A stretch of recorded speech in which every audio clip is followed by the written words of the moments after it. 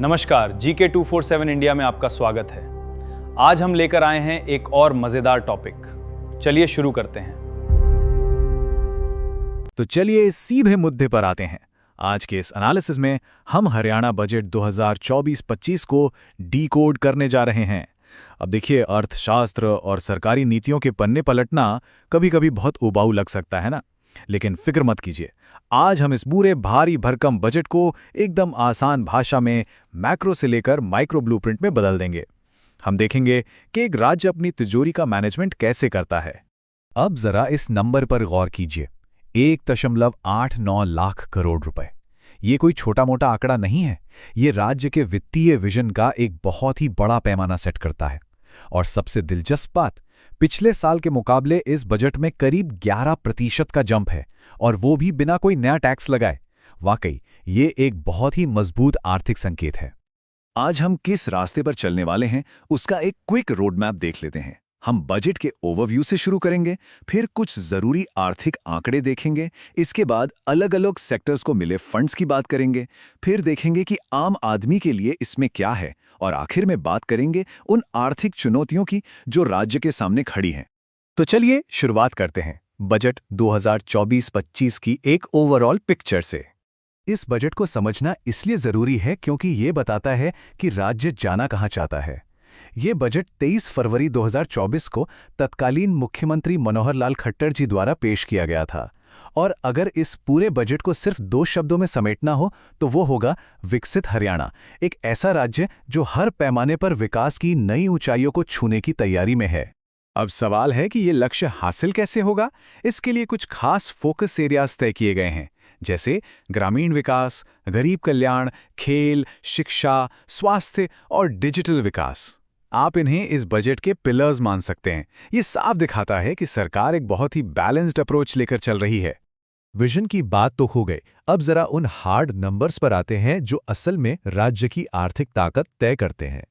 यहाँ सबसे ज्यादा ध्यान खींचने वाली चीज है राज्य की कुल अर्थव्यवस्था का साइज। हरियाणा का अनुमानित सकल राज्य घरेलू उत्पाद यानी GSDP 12.16 लाख करोड़ रुपए आंका गया है, और इसके पीछे 11% की लक्षित GSDP ग्रोथ रेट का अनुमान है। यही वो इंजन है जो इन सारे खर्चों और प्राप्तियों को रफ्तार देता है।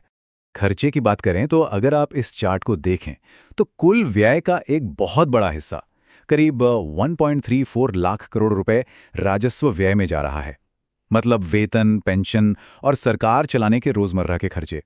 वहीं जो दूसरा हिस्सा है, जो कि काफी छोटा है, करीब 16,281 करोड़ रुपए, वो पूंजीगत व्यय के लिए है, यानी वो पैसा जो नई सड़कों, पुलों और नई संपत्तियों के निर्माण में लगाया जाएगा।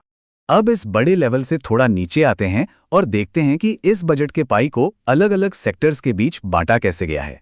अगर हम टॉप एलोकेशंस की बात करें तो शिक्षा और खेल ने सबसे बड़ी बाजी मारी है, पूरे 20,774 करोड़ रुपए के साथ। इसके बाद सामाजिक कल्याण को 14,415 करोड़ रुपए दिए गए हैं।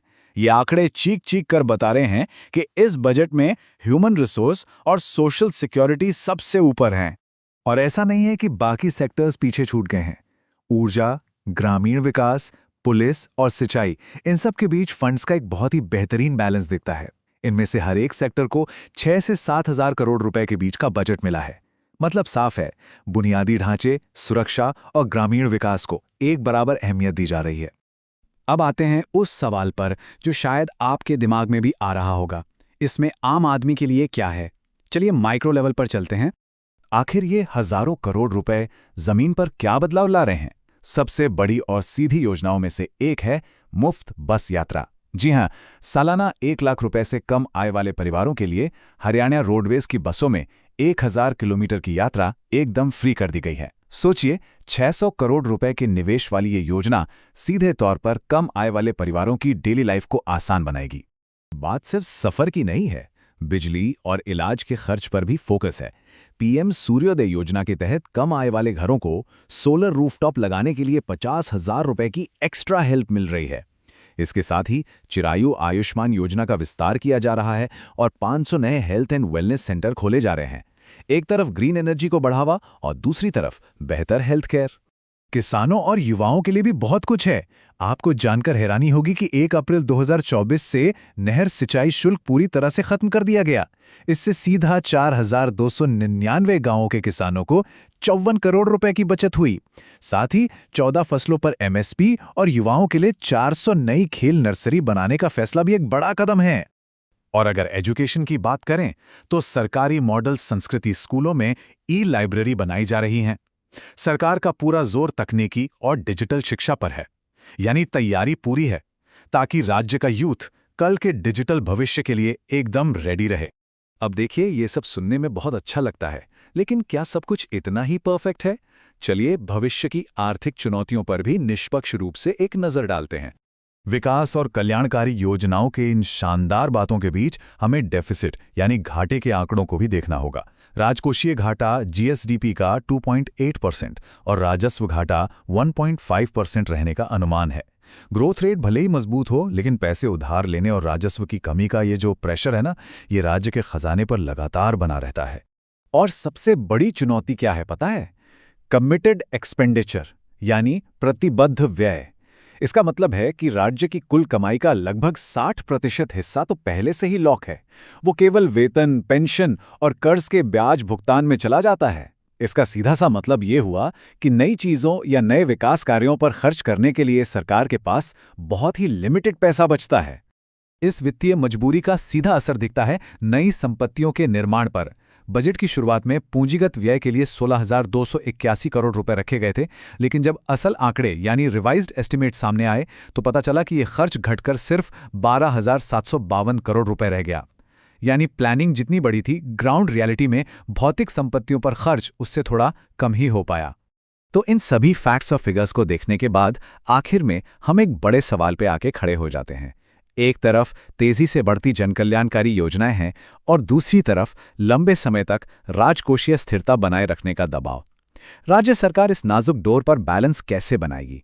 ये आधुनिक अर्थशास्त्र का वो सवाल है जो हमेशा सोचने पर मजबूर करता है। खैर, आज के इस एनालिसिस में बस इतना ही। उम्मीद है इस डिकोडिंग से आपको राज्य की आर्थिक दिशा को समझने में मदद मिली होगी। तो वीडियो को लाइक जरूर करें, शेयर करें अपने दोस्तों के साथ और सब्सक्राइब करें GK 24/7 इंडिया को। और याद रखिए, अगला राज शायद आपके ही शहर से जुड़ा हो।